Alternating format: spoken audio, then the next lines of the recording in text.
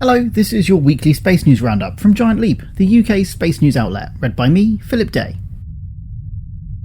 In today's episode, Astroscale take on new facilities at Harwell, including spacecraft manufacture. Rolls-Royce secure funding for small nuclear reactors. Boeing move to compete with OneWeb, Inmarsat, and other UK comms companies with another LEO Broadband constellation. In further news from across the pond, I'll tell you how to take part in some awesome Mars citizen science. SmallSpark Space Systems reveal further information about Frost Micro's suborbital rocket, and Westcott Venture Park approaches completion on a new 27,000 square foot high-tech facility, seeking a tenant to share alongside the Satellite Applications Catapult. Today's job of the week comes from Orbex. Find us on patreon.com/giantleap for unique membership perks such as access to our Discord server and early Roundup releases.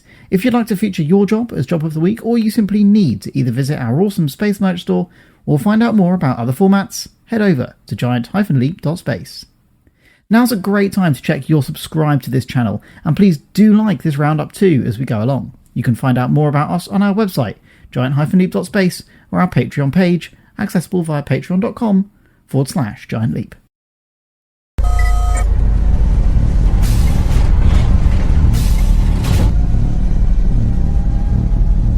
Astroscale have announced a new facility at Harwell. Astroscale, the Japanese debris clearing company known as the Space Sweepers, already have their global mission headquarters at Harwell Space Cluster. In a confirmation of their commitment to the UK and our intention to lead in space sustainability, Astroscale are now taking on additional space in the Zeus building, an existing structure at the cluster. The company is due to fit out the space to include office working environments and a new satellite manufacturing capability. As the company continues to grow their team and operations in the UK, they now occupy an impressive 900% increase in initial UK operations capacity, whilst the UK team has grown from just 3 to over 80 in the past 4 or 5 years since they came to Harwell. John Orburn is the Managing Director of Astroscale Limited, the UK operation. We're delighted to secure this new building at the heart of the Harwell Science and Innovation Campus.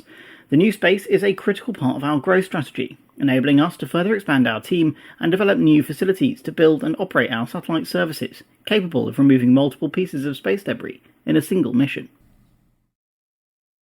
Rolls-Royce secure nuclear funding. Whilst not directly related to the Rolls-Royce nuclear space propulsion effort led by Managing Director Dave Gordon and his team, Rolls-Royce have secured funding for their power generation project known as SMR, or Small Modular Reactor. The idea, partially self-funded by Rolls-Royce and the remainder by BNF Resources UK and Exelon Generation, enabled the UK Research and Innovation Grants Funding Scheme to step in. A total of £405 million has been invested in the idea. Warren East is CEO of Rolls-Royce. The SMR programme is one of the ways that Rolls-Royce is meeting the need to ensure the UK continues to develop innovative ways to tackle the global threat of climate change. With the Rolls-Royce SMR technology, we have developed a clean energy solution which can deliver cost-competitive and scalable net-zero power for multiple applications, from grid and industrial electricity production to hydrogen and synthetic fuel manufacturing. The business could create up to 40,000 jobs through UK deployment and export-enabled growth. But could the programme have a wider impact on the UK space industry too? It's certain that there's only so much nuclear talent in the world, and that many of the technologies and principles behind SMR are spookily similar to those required for nuclear in-space propulsion systems. The reactors are small, with an entire power plant taking up about 2 football fields of space. Much of this comprises supporting infrastructure which wouldn't be necessary in space, though this does give a glimpse of the scale of vessels which might make use of nuclear propulsion on orbit and beyond. Will Rolls-Royce power space travel in the next 50 years, and will they have to manufacture spacecraft in orbit to a scale that not even SpaceX's Starship has yet evidenced? I'd love to see your thoughts in the comments. Boeing try their hand at communications. Boeing is an American supergiant in the defence and aerospace industry. Despite a few runs of bad form lately in their big-ticket operations, they remain a dangerous adversary for anyone in the markets that they select. As a result, bosses at the 2 orbital communications leaders based in the UK, Inmarsat and OneWeb, will be carefully analysing the threat posed by this week's announcement from Boeing. They've just won FCC approval to, quote, construct, deploy and operate satellite constellations that will provide broadband and communication services for residential, commercial, institutional, governmental and professional users globally. Boeing have requested permission for a 147 satellite constellation using 2 different orbital altitudes to form their network. 132 will be, like OneWeb in LEO, at about 1,000 kilometers altitude, 10 times the Kármán line, whilst the remaining 15 are set to be much higher, around the orbital altitudes of geostationary satellites such as those of Inmarsat. The company, which put out a statement saying, "Boeing sees a multi-orbit future for satellite technologies," hasn't set out exactly how the constellation will look. The numbers suggest that they will have a multiple of 22 satellites in each orbital profile in LEO, perhaps on 6 different orbital planes, supported by a backbone of 15 satellites, which may be used to reduce latency or complexity of communications for locations which are far over the horizon from the originating ground station, to shortcut the latency added by having to receive, process and retransmit the signal from several meshed LEO platforms. It's an elegant solution which could be a real threat to both Starlink and OneWeb business models, but they haven't released that information. It's open to discussion whether this is a wise move by Boeing to enter another space market where they have expertise and capability to compete, indeed they already have satellites, or whether this is a distraction and a foolhardy move into an already competitive area where they could add another high-profile defeat to their now lengthening list of failures in the public eye. What do you think? From competition to collaboration, let's talk about citizen science. NASA need our help. They're calling for people like you and me to jump over to their so-called AI for Mars project, hosted on Zooniverse. Last year, images from the Curiosity rover were subjected to analysis by members of the public who helped them to classify objects and landscapes. This was such a success that NASA's JPL, or Jet Propulsion Laboratory, which operates all the NASA rovers on Mars, is requesting help again to sift through data from the 23 onboard cameras on Perseverance. This time, the plan is to use the data to help Perseverance to plan routes using information generated by us, which JPA officials say has proven so far to be over 98% accurate. There's a link to the Zooniverse project in the description. SmallSpark Space Systems released further Frost micro details. The Welsh space launch company, known as S4 or SmallSpark Space Systems, has released crucial information about their suborbital vehicle which is due to fly in 2023. SmallSpark have been testing their Hive engine at Westcott through the summer, and they have now released specs for Frost Micro, a suborbital rocket which will take research payloads into space and safely return them to the Earth.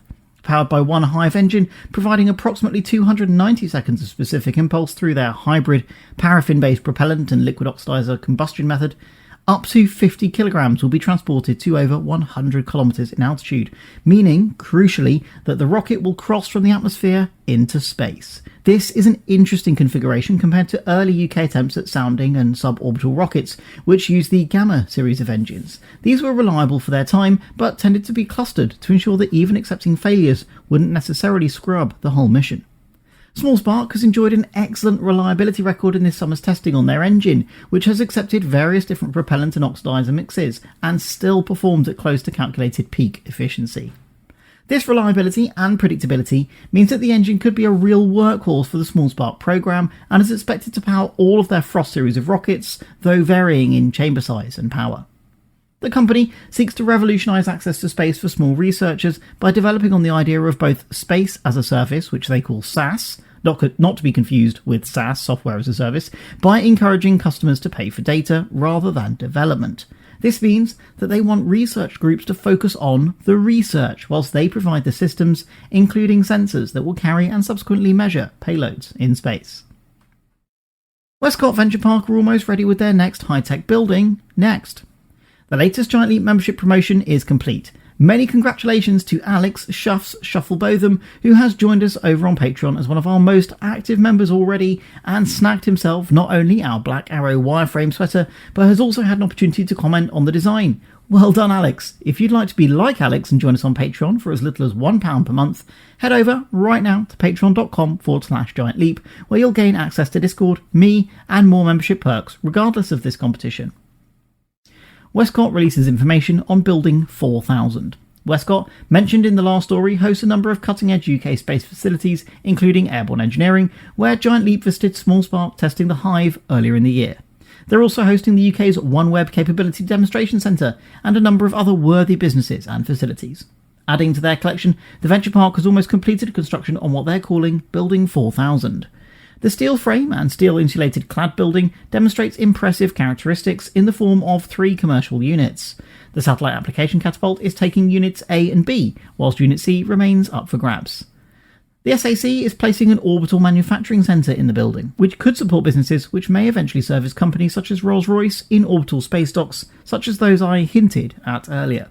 I wonder what truly will become of Unit C, an 11,180 square foot part of the overall 26,785 square feet building, with obviously three-phase power, a strong concrete floor slab capable of supporting 40 kilonewtons per metre squared, and an eaves height of a full 8 metres.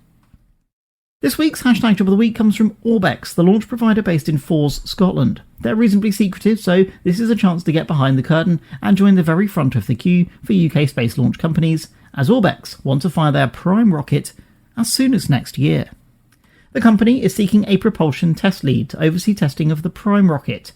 It's expected that you'll have a strong background in hybrid or liquid propulsion with significant experience in test, ideally all the way to flight qualification. The company offers between £50,000 and £65,000 depending on experience, as well as an equity stake and relocation assistance if appropriate.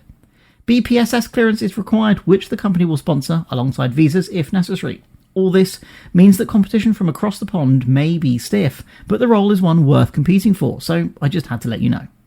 If that sounds like you, check out this role linked in the description, or use the same portal to find 15 other roles at Orbex. Of course, this job and more from this week are already posted on our Discord server. That's you all caught up. If you're listening on Apple, Spotify, or anywhere else there's a like button, please smash it now. It's a great way to ensure Giant Leap gets the support we need to continue bringing you the news. On social media, we're using the hashtag Giant Leap, where we usually post several times a day. If you'd like to be a part of it there, come and join us there. Thanks for checking in, and until next time, remember that every giant leap is set up by thousands of small steps. You've been watching a Giant-Leap.Space News Roundup.